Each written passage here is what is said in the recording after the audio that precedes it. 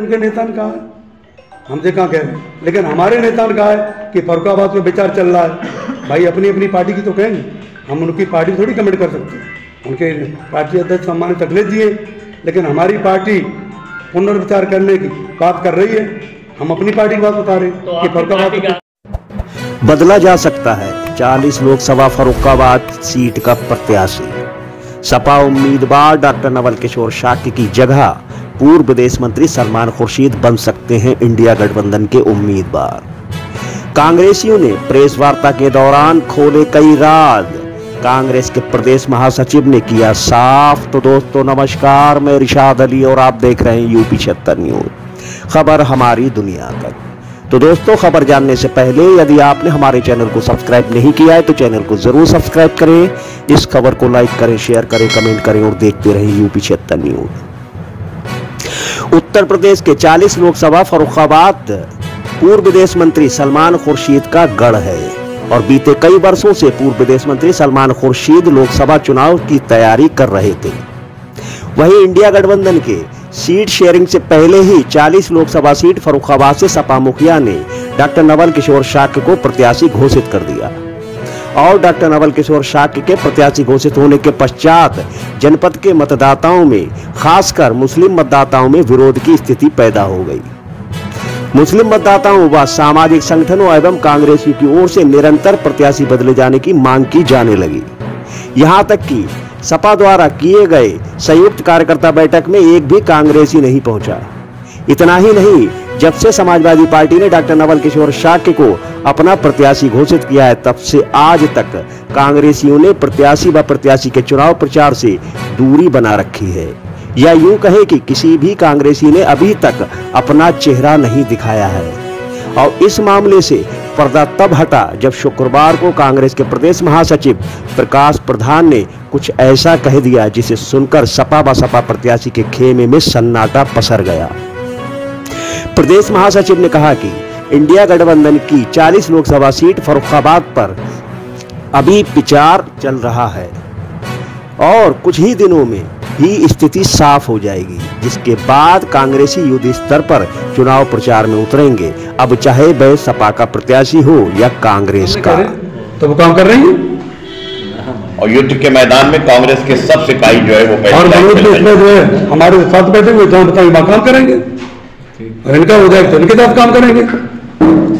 देखो ऊपर से सब आदेश आना है बहुत जल्दी, किसका होगा सब क्लियर हो जाएगा। अध्यक्ष कौन रहेगा, मैंने अध्यक्ष जी को अवगत करा दिया। अध्यक्ष एक रहेगा फर्रुखाबाद में, रहेगा कोई, सब लोग मिलकर गठबंधन को लड़ाएंगे। हमसे कहाँ कह रहे हैं, लेकिन हमारे नेता ने कहा है कि फर्रुखाबाद में विचार चल रहा है। भाई अपनी अपनी पार्टी की तो कहेंगे, हम उनकी पार्टी थोड़ी कमेंट कर सकते हैं। उनके पार्टी अध्यक्ष सम्मानित अखिलेश जी हैं, लेकिन हमारी पार्टी पुनर्विचार करने की बात कर रही है। हम अपनी पार्टी की बात बता रहे हैं। एक कार्यवाहक 2 थे, लेकिन सिंगल ऑपरेटेड किया गया अभी, हालांकि हम मनोज भाई की, लेकिन सिंगल काम करने के लिए उनको अकेला निर्देशित कर दिया गया। तो वो देख रही, इनका आ जाए तो ये देखेंगे, उनका आए वो देखेंगे, ये तो हाईकमान देखेगी, इसे हम थोड़ी कर सकते। लेकिन लोग काम करने का बढ़िया तरीका नहीं देते हैं करने का, ये आप नोट करिए। ये स्थिति है फर्रुखाबाद की, इसीलिए ये सब। आपको बताते चले कि शहर के भोलेपुर नगलादीना स्थित कांग्रेस के जिला कार्यालय पर प्रेस वार्ता के दौरान कार्यक्रम में पहुंचे प्रदेश महासचिव ने कहा कि भाजपा द्वारा जनवरी 2018 में अधिसूचित इलेक्टोरल बॉन्ड योजना आजाद भारत में चुनावी चंदे की सबसे भ्रष्ट योजना साबित हुई है। इस योजना की आड़ में भाजपा ने सोच से विपरीत घोटाला किया है और सुप्रीम कोर्ट ने भी इस योजना को असंवैधानिक करार दिया है, जबकि कांग्रेस ने इस योजना का सदैव विरोध किया। प्रदेश महासचिव ने कांग्रेसियों के ढिलमुल रवैये पर नाराजगी जताई, साथ ही 2 जिलाध्यक्षों की खींचतानी पर भी नाराजगी जताते हुए कहा कि जल्द ही एक जिलाध्यक्ष के पद को मुक्त किया जाएगा। इतना ही नहीं, उन्होंने सपा जिलाध्यक्ष चंद्रपाल सिंह यादव द्वारा सपा चुनाव में संचालन समिति से पूर्व विदेश मंत्री सलमान खुर्शीद का नाम दिए जाने पर भी नाराजगी जाहिर की।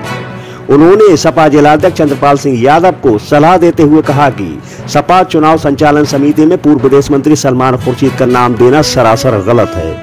उन्होंने ये भी कहा कि सपा जिलाध्यक्ष अपने पूर्व सांसदों, पूर्व विधायकों और संगठन के पदाधिकारियों का नाम दे सकते हैं, ना कि कांग्रेस के गद्दावर नेता सलमान खुर्शीद का।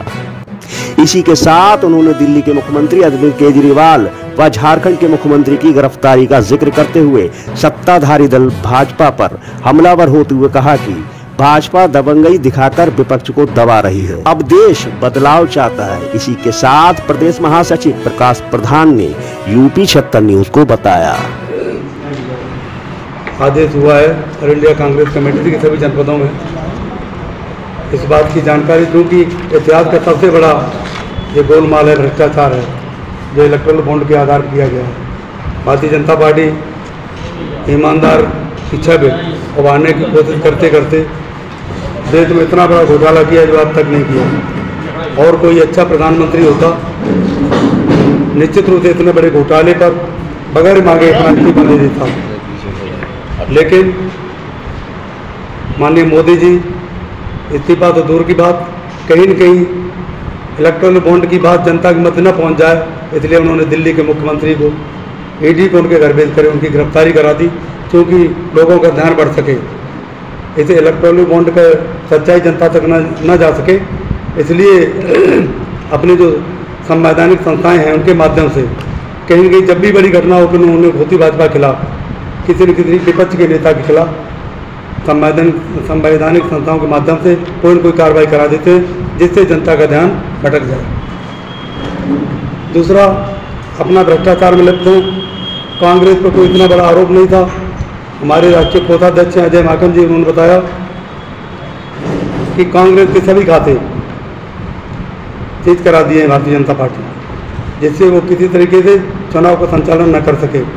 भ्रष्टाचार खुद कर रहे हैं, खाते सीज करा रहे कांग्रेस के, तो कहीं न कहीं लोकतांत्रिक जो मूल्यों को निर्वहन करना चाहिए उन्हें, वो देश हित में नहीं कर रहे हैं। वो हर चीज़ दबंगई दिखा करके, धमका करके, दबाव बना करके विपक्ष को भी दबाना चाहते हैं और जनता को झूठ बोल करके कहीं न कहीं बेसहारा किए दे रहे हैं। इसीलिए महंगाई बढ़ रही, बेरोजगारी चरम पर है, लोग तबाह हो चुके हैं, किसानों की समस्याएं हो चुकी हैं, इतनी बढ़ गई कि उनकी सुनवाई नहीं हो रही है।